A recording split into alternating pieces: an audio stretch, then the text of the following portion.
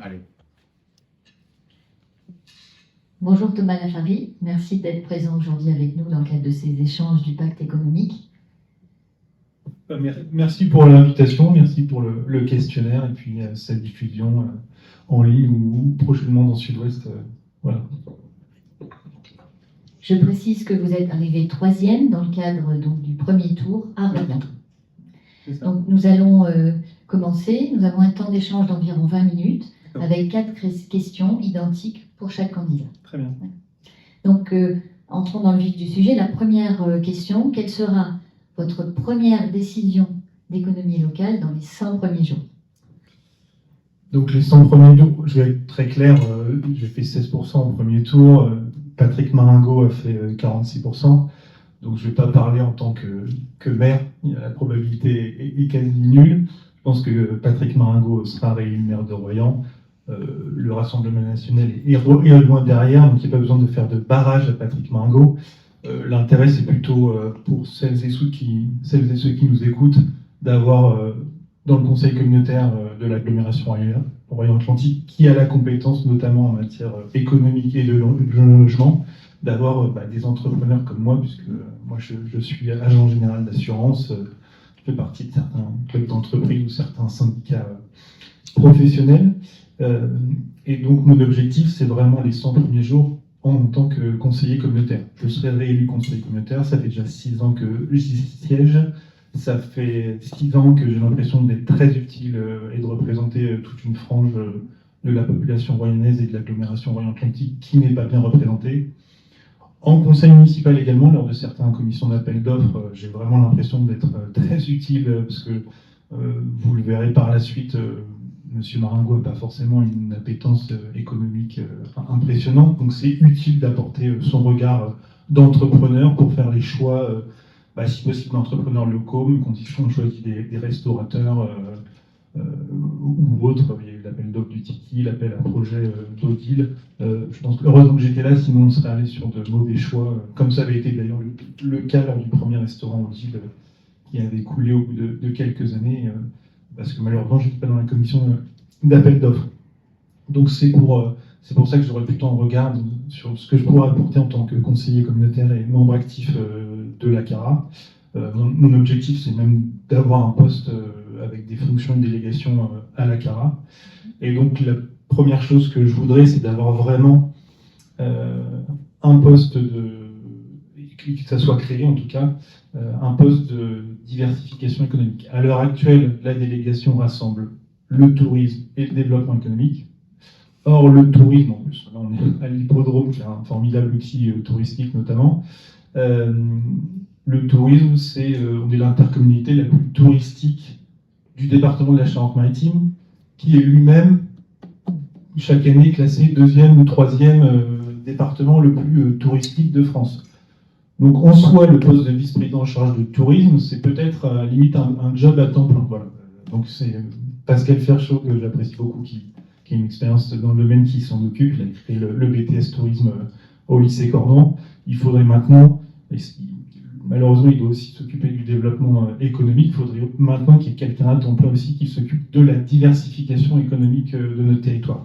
On ne peut pas avoir une seule activité touristique, sinon quand il y a une catastrophe touristique, une pollution, un problème, une mauvaise météo, on va dans le mur et on le voit bien. En plus, il y a un problème d'emploi pour les conjoints. Enfin, moi-même, je suis sur le territoire suite à la mutation de ma compagne enseignante. C'était compliqué. Heureusement que la fibre entrepreneuriale, j'ai créé mon activité libérale. Mais ce n'est pas le cas de tout le monde et ça devient un problème, ça devient un frein, ce manque de diversification économique, quand on essaie de faire venir des médecins, des infirmières, des paramédicaux ou certains profils, même dans les collectivités territoriales. Donc d'où l'importance d'avoir ce poste, cette délégation à part entière, scindée du tourisme, de diversification économique. Et pour ça, il faut aussi faire basculer l'Office de tourisme communautaire en agence de diversification économique et touristique. Parfois, ça prend un nom différent, mais ça ne sort pas ça de mon chapeau. Ça existe dans d'autres territoires plus ou moins touristiques. C'est d'avoir, comme on a des gens compétents pour aller faire la publicité, jouer les ambassadeurs de notre territoire à Bordeaux, Limoges, voire à Paris, pour faire venir des gens l'été ou quelques semaines par an, autant qu'ils aillent aussi chercher des entrepreneurs, des télétravailleurs, des cadres, voilà, des médecins qui les accompagnent jusque dans l'installation de leurs enfants, de leurs compagnes, de leurs conjoints, de leurs compagnons, pour trouver un emploi ou une activité salariée ou non salariée. Voilà ce que je ferai dans les 100 premiers jours, très concrètement, en tant que, non pas maire de Royan, mais conseiller communautaire ou vice-président en charge de la diversification économique. Voilà. Très bien, merci. Deuxième question, on élargit un tout petit peu. Quel engagement ou quels engagements vous prenez face aux entreprises aujourd'hui dans le cadre des thématiques du pacte économique, auxquelles vous avez d'ailleurs répondu? Donc le logement, la mobilité, mais aussi la fiscalité et le foncier d'entreprise. Alors justement, ça tombe bien, puisque pour votre questionnaire, il était départemental, très clairement, et pour le logement, c'est le sujet essentiel dans l'agglomération Royan-Atlantique. C'est peut-être moins le cas à La Rochelle, à Saintes ou à Rochefort, mais pour nous, c'est un frein pour tout le monde, côté employé, côté libéraux ou conjoints de libéraux qui veulent s'installer, mais aussi côté employeur. Moi, j'ai la chance de faire partie intégrante du tissu économique, de côtoyer des chefs d'entreprise dans le cadre du club entreprise ou dans ma vie privée. Voilà, tout le monde me raconte que c'est un frein au recrutement. C'est même un frein au recrutement, même dans les collectivités locales. La mairie de Royan, l'agglomération Royan-Atlantique, a du mal à recruter parce que il n'y a pas de logement disponible à l'année à la location. Parce que quand il y en a, c'est très cher. Donc on est obligé de se loger assez loin, parfois en dehors de l'agglomération Royan-Atlantique. On estime qu'il y a à peu près 40% des postes de travail qui sont occupés par des gens qui n'habitent même pas dans l'agglomération, donc qui font des allers-retours. Quand vous avez le litre de gazole à plus de 2 euros, ça fait mal financièrement en termes de pouvoir d'achat. Donc c'est important d'avoir un véritable plan logement. Et ça aussi, la même chose, c'est pas parce que je serai pas maire de Royan, on est d'accord, on a compris, ça sera pas typiquement un dos, mais il faut porter au niveau de la CARA un véritable plan logement, que toutes les communes se mettent ensemble. Grâce à la loi Le Nord de 2024, il y a plein de leviers qui existent, qui étaient demandés par plein de communes, notamment du littoral atlantique, Sables-d'Olonne, Arcachon, Vannes, vous avez le Pays Basque aussi qui est exemplaire là-dessus.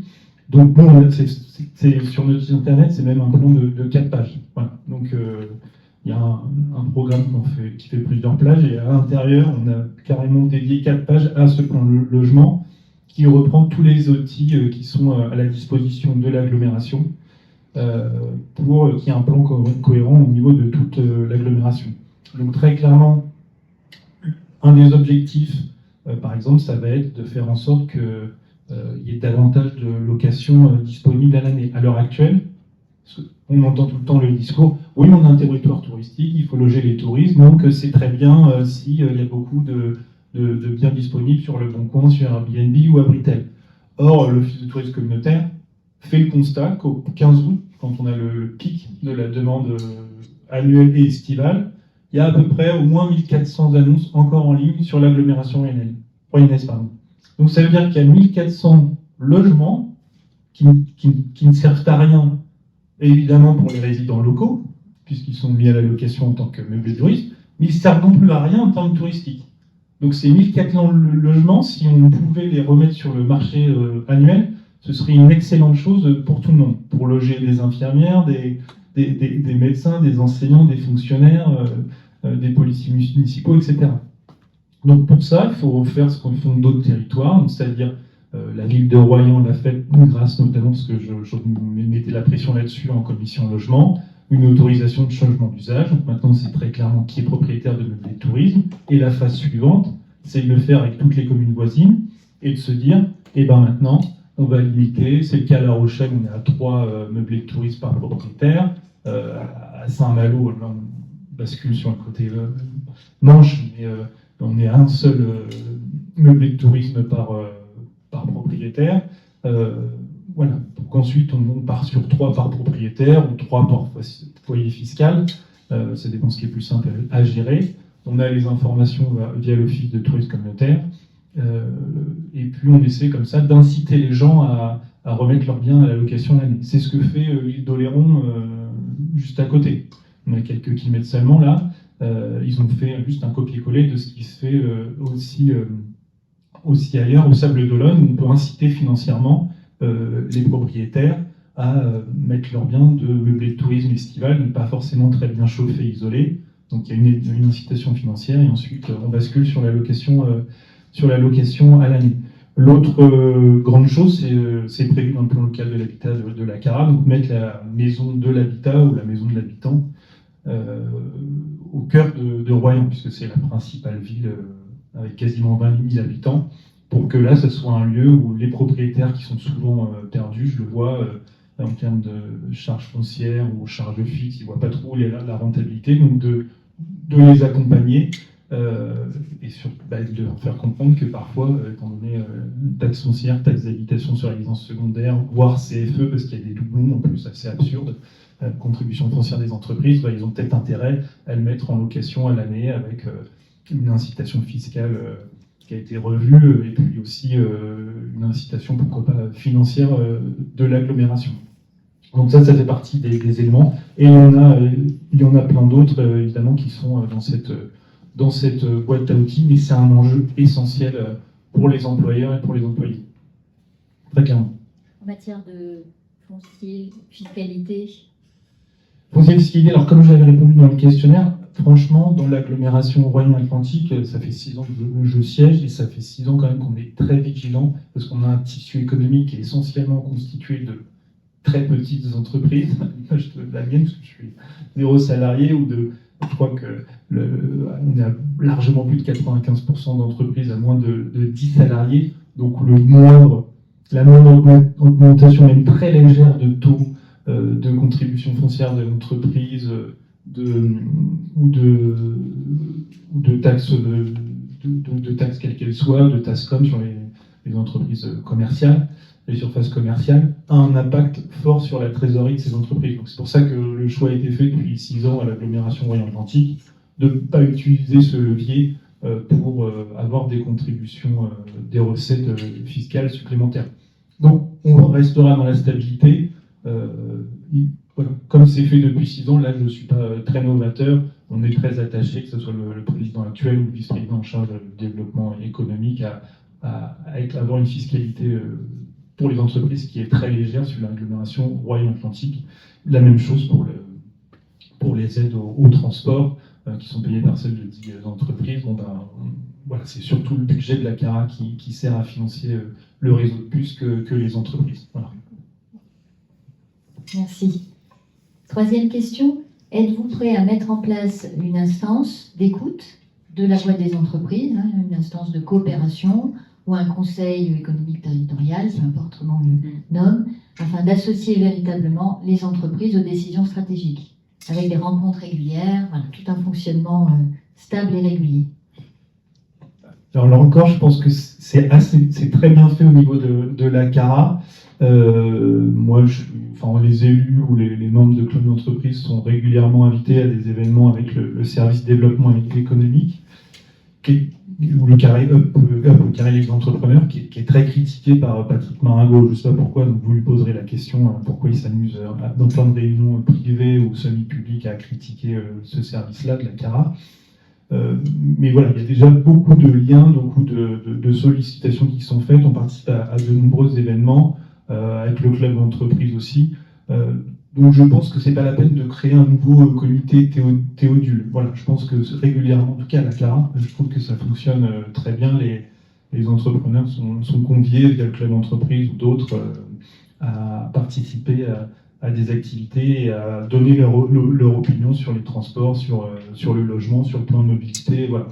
Et c'est plutôt aux entrepreneurs. Notre défaut, c'est peut-être dans l'agglomération Royan-Atlantique, ça manque d'un interclub. Je sais que l'interclub à Saintes, il a organisé aussi un questionnaire, il a rencontré les candidats.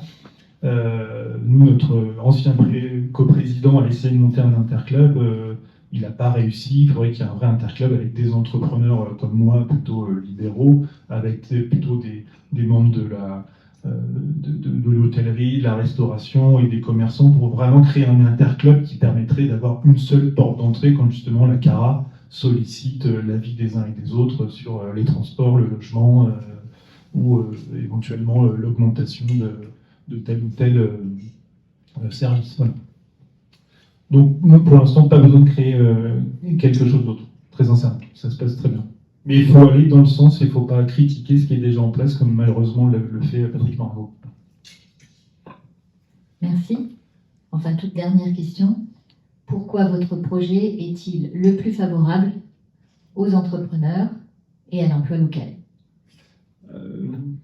Tout simplement parce que mon projet, il faut le mettre en œuvre dès maintenant. Donc voilà, la diversification économique, la transformation de l'Office de tourisme communautaire en agence de développement économique et touristique, la création immédiate d'un plan logement qui devient vraiment indispensable. Voilà pourquoi, parce que j'ai axé toute ma campagne là-dessus, sur le fait que voilà, c'est important que les gens se mobilisent au second tour pour donner de la place des personnes comme moi qui n'ont pas fait de jeu très électoraliste, qui ont vraiment ciblé, qu'on constitue une liste avec des actifs, des commerçants, des entrepreneurs, certains qui font du télétravail, qui ont besoin de mobilité. Donc c'est pour ça qu'il faut en tout cas voter pour Nouvelle Ère et puis faire en sorte que notre voix porte au niveau de l'agglomération Royan-Atlantique pour que vraiment ça soit un levier, un axe très important du développement de Royan et de son agglomération.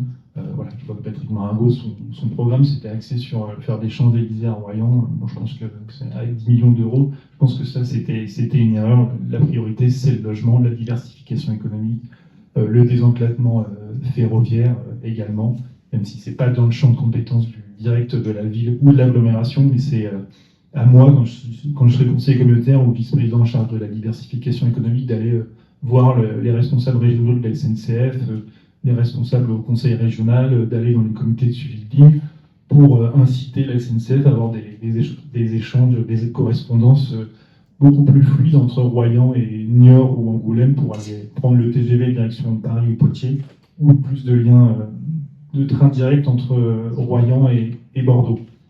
Là aussi, c'est un frein en développement. J'ai certains de mes colistiers qui travaillent, qui ont une entreprise navale en région parisienne et qui sont souvent pénalisés. Un autre qui a besoin de se déplacer partout dans l'Ouest, qui me dit que c'est vraiment un frein. Et parfois, ils étaient à deux doigts de jeter l'éponge et de repartir soit à Poitiers, soit en région parisienne. Voilà.